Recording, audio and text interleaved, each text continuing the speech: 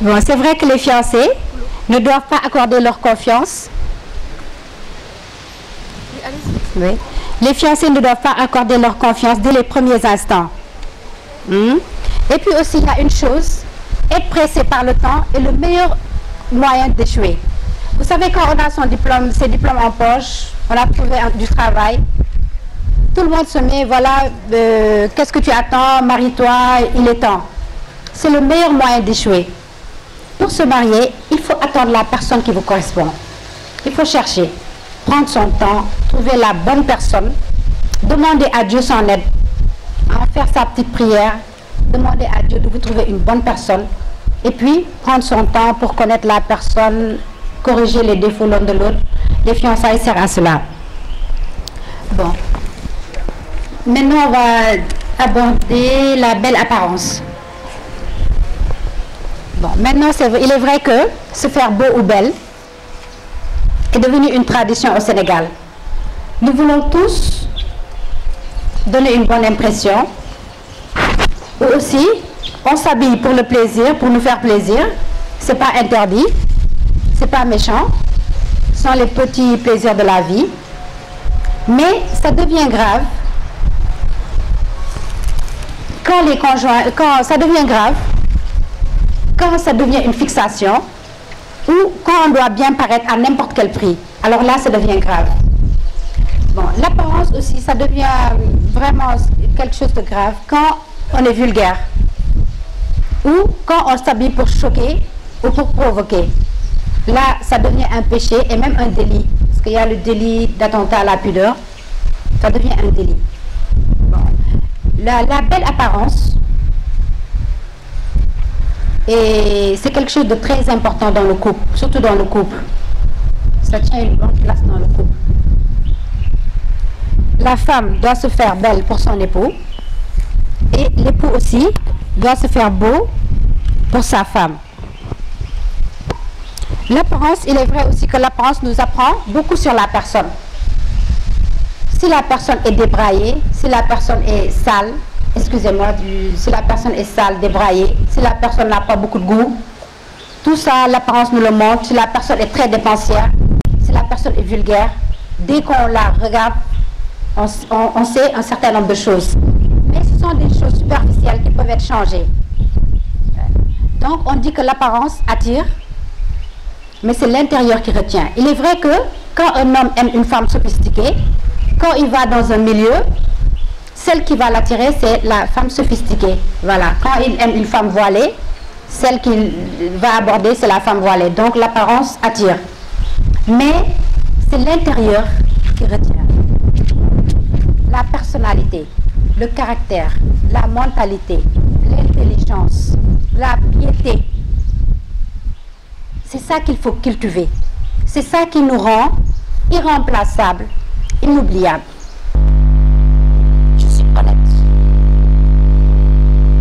Maintenant, ça y est, c'est un fait, je suis une personne honnête. Maintenant, qu'est-ce qu'il reste à faire? Je dois me forcer à devenir généreuse. Je m'exerce.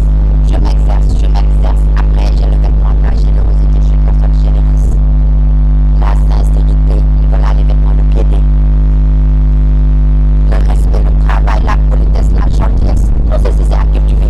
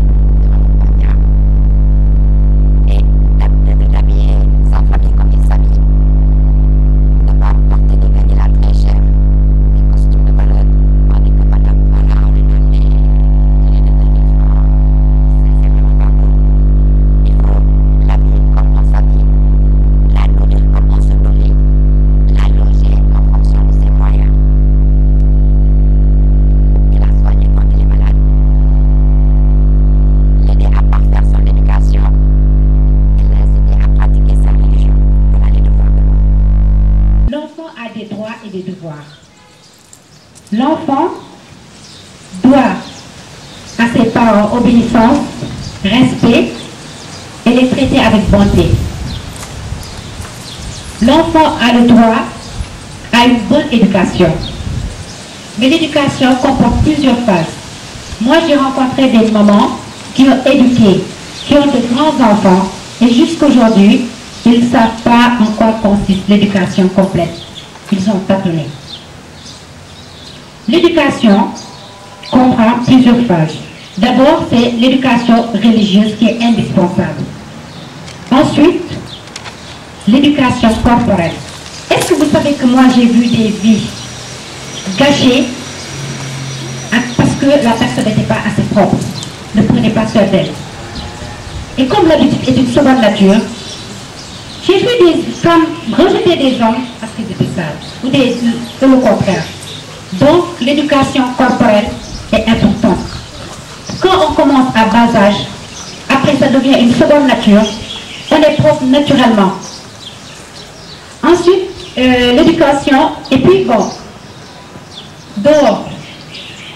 Quand on est éduqué, on ne peut pas jeter des choses dehors, on ne peut pas uriner dans la rue, on ne peut pas cracher dans la rue. Pour nous, c'est normal, c'est naturel. Mais il y a des personnes, ils le font naturellement. On ne leur a pas appris. Tout s'apprend. Il y a l'éducation aussi intellectuelle qui fait que l'enfant peut être indépendant, peut travailler plus tard, peut prendre soin de lui. Voilà. Donc, éduquer ses enfants, c'est rendre service au monde entier. Vous avez vu Barack Obama, un Kenyan qui est allé jusqu'aux États-Unis pour être président de la République. Donc, éduquer ses enfants, c'est rendre service au monde entier. Voilà, j'espère que l'exposé vous a plu. J'ai essayé d'être un peu court. Et voilà, maintenant, elle va nous lire l'épouse idéale selon la Bible. Et maintenant, j'attends vos questions, s'il vous plaît. Merci de votre attention. C'est le livre des sages. Donc, elle a bien plus de prix que les perles. En elle se confie le cœur de son époux. Il ne manque d'en tirer profit. Elle fait son bonheur et non son malheur tous les jours de sa vie. Elle travaille d'une main allègre. Elle fait encore nuit quand elle se lève. Elle distribue sa maisonnée, sa pitance, et donne des ordres à ses servants. Il fait encore nuit quand elle étend les mains aux pauvres, tend les bras aux malheureux et les prévenants. À la porte de la ville, le nom de son mari est connu. Elle tisse la laine et la vend. Force et dignité sont ses vêtements. Elle rit au jour à venir. Avec sagesse, elle ouvre la bouche. Sur sa langue, la piété. De sa maison, elle surveille le va-et-vient et les loin de l'oisiveté. Ses enfants l'adorent, son mari fait son éloge en lui disant « Nombre de femmes ont accompli des exploits, mais tu les surpasses toutes. Tromperie que la grâce, vanité et la beauté. La femme qui craint Dieu, voilà celle qu'il faut féliciter. » Voilà, donc c'était ça les recommandations de l'épouse idéale selon le livre des sages. Donc, madame, est-ce que vous pourrez nous expliquer à peu près en quoi ça consiste? On va commenter? Oui. Voilà. Ah, j'aime beaucoup cette épouse-là. Franchement, je l'imagine, je la visualise. Elle a plus de prix que les perles. En elle se confie le cœur de son époux. Il ne manque pas d'en tirer profit. L'homme se confie à la femme. Une femme qui n'a pas d'intelligence, son mari en profite. Oui, oui. Elle lui la télé, ça y est, c'est bon.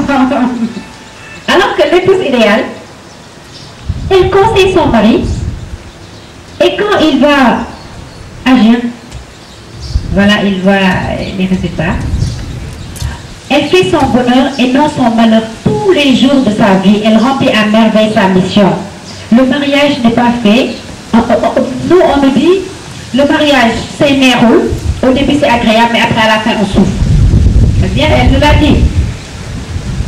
Mais elle sait que sa mission, ce n'est pas que pour le début. C'est tous les jours de sa vie. Elle travaille d'une main allègre. Il fait nuit quand elle se lève. Elle distribue à sa maison et sa pitance. Elle donne des ordres à ses servantes. Vous avez vu que cette épouse a les moyens, elle a des servantes. Et pourtant, elle ne fait pas la grasse matinée. Il fait nuit, elle se lève. Une grande dame. Cette partie l'a fait aimer de Dieu. Aider les pauvres, vous vous rendez compte? Soutenir les malheureux. On se fait aimer de Dieu. À la porte de la ville, le nom de son mari est connu, ça ne me surprend pas. Derrière un grand homme, une grande femme. Elle tisse la laine et la vend. Elle n'attend pas de dire « Ah, j'ai pas de boulot ». Elle tisse la laine et la vend. Force et dignité sont ses vêtements. Elle rit au jour à venir. Ah oui, Dieu est là pour la soutenir. Elle rit au jour à venir. Ce n'est pas une dame qui va dire « Ah, est-ce que demain je vais avoir ceci? Est-ce que demain... Ah, je sais... » Non, non. Elle rit au jour à venir. Dieu sera toujours là pour la soutenir. Avec sagesse, elle ouvre sa bouche. Là aussi, j'aime énormément. Il y a des femmes qui disent des futilités à longueur de journée. Et ça énerve certains grands hommes. Surtout, tout le monde veut avoir de grands hommes. Une femme doit ouvrir sa bouche devant son mari.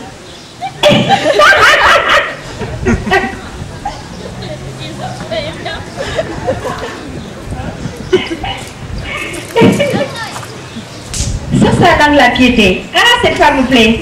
De sa maison, elle surveille le va-et-vient. Vous savez, les pédophiles entrent dans les maisons. Les femmes sont là, allument la télé, regardent ceci, les vêtements, mais ceci. Le pédophile est là, il sous ses yeux, elle se rend compte de rien. La femme doit surveiller le va-et-vient de sa maison, qui entre, qui sort, qui fréquente ma maison. Elle est loin de l'oisiveté. Ses enfants l'adorent, c'est sûr. Son mari fait son éloge en lui disant: nombre de femmes ont accompli des exploits, mais tu les surpasses toutes. Et là aussi le prophète Salomon qui dit: tromperie que la grâce. Ça ne dure pas, hein? La beauté là, ça ne dure pas. Tromperie que la grâce, vanité et la beauté. La femme qui craint Dieu, voilà celle qu'il faut féliciter. Ah, franchement, j'aime beaucoup cette femme.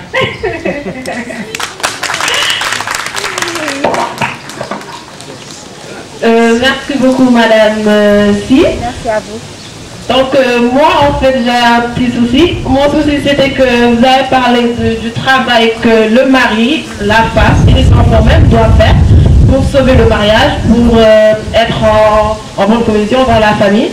Mais qu'en est-il des autres membres de la famille? Est-ce que ça aussi, ce n'est pas un blocage? C'est-à-dire les beaux-parents, etc. Parce que la famille aussi, des fois, elle ne se limite pas aux parents, au papa, maman, etc. Donc, je ne sais pas si vous êtes d'accord avec moi. Donc, il y a un travail à faire aussi, venant des beaux-parents, etc. Et des fois aussi, c'est un souci, c'est source de blocage, je trouve. Donc, qu'est-ce que vous pouvez dire par rapport à cela? Par rapport au travail que eux ils doivent effectuer? Effectivement, c'est un problème. C'est un problème. Et c'est pendant les fiançailles que les fiancés doivent définir le genre de mariage qu'ils souhaitent. Et ils doivent parler de la belle famille. Vous savez, moi j'ai rencontré un couple. Ils allaient tout le temps, tous les dimanches, passer la journée chez la belle famille, la maman du gars. Et après, la femme, elle a eu des responsabilités, elle a eu un travail très prenant, ce n'était plus possible, et voilà la source du problème. Ah, tous les dimanches, il faut aller chez ma mère. Donc, il faut en parler pendant les fiançailles. Je pense que quand on aime un homme, la maman qui l'a éduqué devient notre deuxième maman. C'est notre deuxième famille. Donc, on doit les aimer, leur rendre visite. C'est comme si ce sont notre propre famille. Politesse, gentillesse, tout. Ouais. Il faut en parler pendant les fiançailles. Faire des plans. Et après, vraiment les considérer comme une deuxième famille. D'accord, merci. Et donc, pour vous, ici particulièrement au Sénégal, est-ce que vous avez à rencontrer des familles qui vraiment font le vrai rôle, c'est-à-dire les bases pour qu'il y ait la bonne cohésion, la bonne entente, c'est-à-dire le bon mariage ici au Sénégal? C'est extrêmement rare. C'est extrêmement rare. Est-ce que j'en ai vu? Mais c'est pas possible, on ne prend pas le mariage au sérieux. Tu sais ce qu'on nous dit? Marie-toi, si tu ne vois pas quelque chose de très sûr. Mais vous vous rendez compte? Voilà un contrat. Hein? Et pourtant, regardez, les droits et devoirs, ça ne tient pas les de la main. Est-ce que c'est compliqué ce qu'on a dit ici? Rien n'est compliqué. Mais voilà, on ne sait plus. Maintenant, le matériel, le cardinal l'a dit, l'argent est le meilleur ami de l'homme. Aujourd'hui, on se marie par intérêt. Ah, j'espère que toi, tu seras quelqu'un, on est marié. Ah, je suis là qui me fatigue. C'est malheureux, on ne sait plus. Oui, certes, mais vous êtes d'accord avec moi qu'au Sénégal, on dit vraiment aux femmes le mouille, n'est-ce pas? Oui, vraiment. Donc, et c'est pour cela même que j'étais trop contente quand Madame Doy avait dit la dernière fois, je suis une femme homme. Moi, je suis d'accord avec vous, Madame, hein, je suis dans cette lancée-là. Donc, nous allons passer la parole à Joyce Nguena, qui va nous parler aussi du thème et peut-être de quelques vécus par rapport à cela. Non, par rapport à toi, hein? Bonsoir à tous. Joyce Vanessa Nguena, BBA 2D. C'est mieux ça? BBA 2D. En fait, moi, je ne vais pas parler de vécu parce que, moi, comment je fais? En fait, j'ai des questions à poser à madame et surtout des réflexions à faire. Je suis d'accord sur le fait que la famille, c'est la cellule de base de la société. Et on se rend compte, quand on entend ce que madame dit, que le mariage, en fait, repose sur la femme. Parce que c'est la femme qui éduque les enfants et après, ce sont ces enfants-là qui formeront la société de demain. Mais moi, j'ai quelques questions et incompréhensions. Comme vous avez dit, dans la Bible et dans le livre, dans le Coran, on dit les maris doivent se jurer fidélité et tout. Et les vertus de la femme, selon le livre des sages, elle est ci, elle est ça, elle est ci, elle est ça. En Afrique, à la polygamie. Okay. Donc moi je ne comprends pas comment on peut dire, se jurer devant Dieu et les hommes, fidélité, amour et tout ce qui va avec, et faire un mariage polygamique, c'est-à-dire prévoir, en plus de celle qu'on a déjà, d'être infidèle, donc d'avoir d'autres femmes et de prétendre les épouser. Ça c'est la première question que je voudrais poser. Ça je ne comprends pas ça. Attention, la dernière chose, c'est que je me rends compte qu'il y a plus de devoirs de la femme que des devoirs pour les hommes. Et on se rend compte aussi qu'en Afrique surtout, quand on parle de la femme, de ses droits et de ses devoirs, on a l'impression qu'elle est la seule à être la garante des cultures, qu'elle est la seule à être la garante des traditions africaines. C'est-à-dire que l'homme se dédouane en fait. Parce que si tu tombes sur un homme qui ne veut rien faire et qui lui ne remplit pas sa part du contrat, toi tu auras du mal à remplir ta part du contrat. Qu'est-ce que vous pouvez dire à ce niveau-là en fait? Merci. Voilà. Pour la première question, vous êtes contre la polygamie? Ah, moi aussi, honnêtement. Voilà. Vous dites que, comment on nous dit de fidélité, vous savez, les relations intimes sont interdites en dehors du mariage, mais pas pendant le mariage. Et la deuxième femme, elle a été épousée. Devant Dieu, devant les hommes comme toi. Donc il n'y a pas de fidélité. C'est normal. C'est légitime. D'accord. Et, non mais écoute, la monogamie, mais la monogamie existe dans le Coran. Dieu dit. Et il a dit de telle façon que c'est pas possible de pratiquer la polygamie. La polygamie est juste tolérée en islam. Mais on ne le dit pas assez. Dieu te dit, prends une femme. Mais, tu peux prendre 2 femmes, 3 femmes, 4 femmes, seulement si tu peux les aimer de la même façon. Et ailleurs, il dit, je suis sûr que tu ne peux pas les aimer de la même façon. Donc c'est pas possible. Il dit, à condition que tu les aimes pareil, et tu ne peux pas. Donc la polygamie est juste tolérée. Parce que Dieu, quand l'homme épouse plusieurs femmes, le prophète le disait, la femme préférée du prophète Mohammed était Aïcha. Mais quand tu préfères une, tu ne le montres pas. Quand tu achètes quelque chose pour une, tu achètes pareil pour l'autre, tu achètes pareil pour l'autre. Donc, personne ne les aide. on les traite de la même façon. Les jours les jours où elles doivent venir chez toi, elles sont le même nombre de jours. On les traite avec équité. À ce moment-là, personne n'est laissé. On ne sait même pas que tu as la préférée. Tu as 2 jours, j'ai 2 jours. Tu as 20 000, j'ai 20 000. Tu as ceci, j'ai cela. Tu as 50 000, j'ai 50 000. Donc honnêtement, Dieu dit à ce moment-là, je pardonne tout. Voilà, donc la polygamie, c'est ça. Il faut vraiment... C'est pénible, hein, c'est pénible. Mais ça peut être beau. Ça peut être beau. Quand l'homme est sérieux. La deuxième question, c'était... Et en ce qui concernait les mariages arrangés. Arrangés. Vous savez, il y a des personnes, moi j'ai vu des personnes qui ne s'aimaient pas au début. Mais à la longue, quand on voit l'homme qui s'efforce, il s'occupe de toi, il prend soin de toi, il te nourrit convenablement, il se décarcasse pour améliorer ta condition. Parce que le mariage est fait pour réveiller les bons sentiments. À la longue, tu finis par l'aimer. Il est sérieux, il est respectable. Tu finis par l'admirer. Il y a des mariages arrangés qui réussissent. Tout dépend du comportement des 2 personnes. Voilà, et la troisième question, Ça concernait les valeurs, c'est-à-dire, est-ce que quand tu as un homme en face de toi qui se dédouane, toi après, quelle sera ta motivation Chez nous, le divorce est accepté. Ah oui. Est-ce qu'on se marie pour divorcer? Non, mais écoute, on jure. C'est un contrat. Toi, tu vas au bureau. On te prend, tu es assistant, tu es, je ne sais pas, tu as un travail. Un patron te dit, voilà ce que tu as à faire. Si tu ne le fais pas, qu'est-ce qu'il fait? Mais voilà, c'est le mariage. Et le mariage, tu as juré devant les hommes et devant Dieu. Là, on promet simplement. Mais là-bas, on jure, on s'engage, on promet. Donc la personne qui ne tient pas, elle n'est même pas mature.